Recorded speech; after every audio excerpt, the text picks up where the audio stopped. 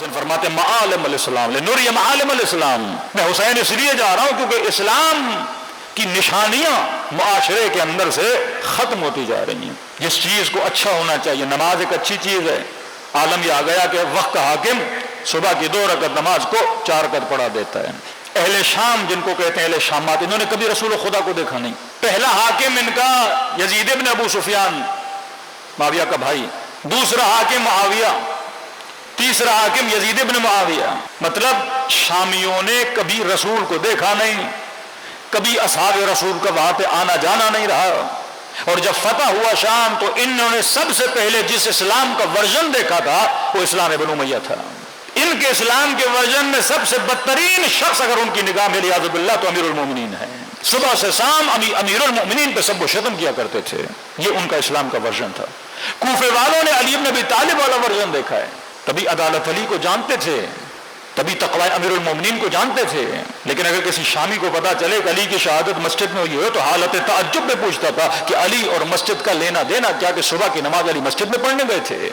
اس قدر نفرت کو حجر بن عدی کا سر قلم کر دیا جاتا ہے۔ یہ نفرت بنو امیہ ہے کہ 30,000 کا لشکر جمع ہوتا ہے اور امام حسین کو شہید کرتا ہے، اور شہادت کتنی رقت والی شہادت کہ اگر آپ کی کسی کے ساتھ دشمنی ہے، دشمن چلا گیا تو آپ چھوڑ دیتے ہو، لیکن کہا نہیں، امام حسین کو شہید کرنے کے بعد لاشوں پہ گھوڑے بھی دوڑانے ہیں، سروں کو کاٹ کے نیزے پہ بھی ڈالنا ہے، پھر ہاتھ میں چھڑی لے کے مارنا بھی ہے، پھر ان کے بچوں کو، ان کی بچیوں کو، ان کی بہنوں کو، ان کے ناموس کو بازاروں میں لے کر جانا ہے، ڈھول باجے بجانے ہیں۔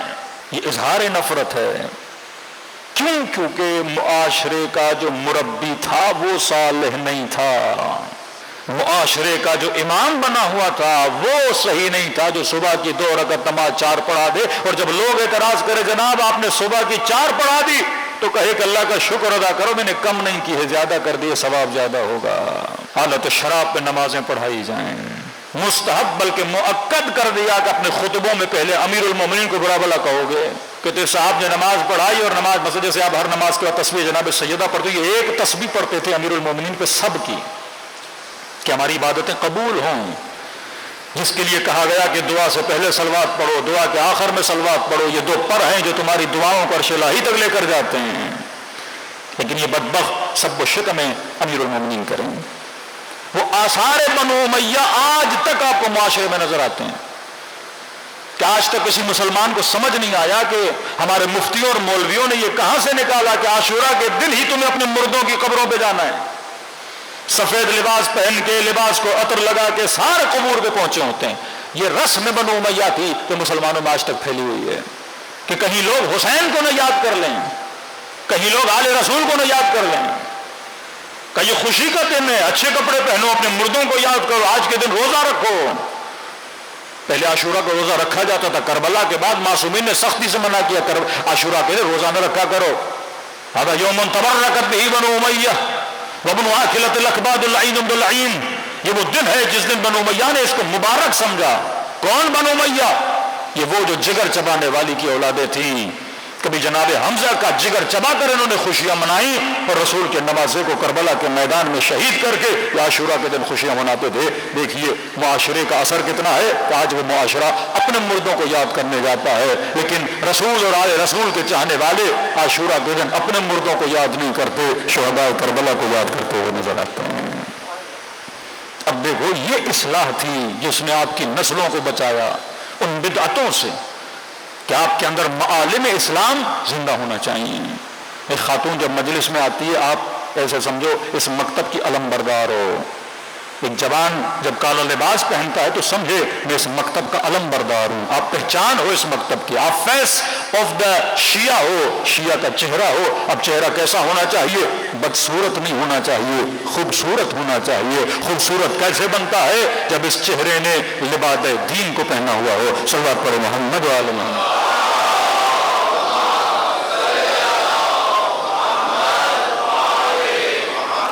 پہلی چیز امام حسین فرماتے ہیں نُرِیَ الْمَعَالِمَ مِن دِینِک، اے لوگوں میں دیکھ رہا ہوں کہ اسلام کی جو نشانیاں ہیں، کھلم کھلا نشانیاں ہیں، وہ ختم ہوتی جا رہی ہیں۔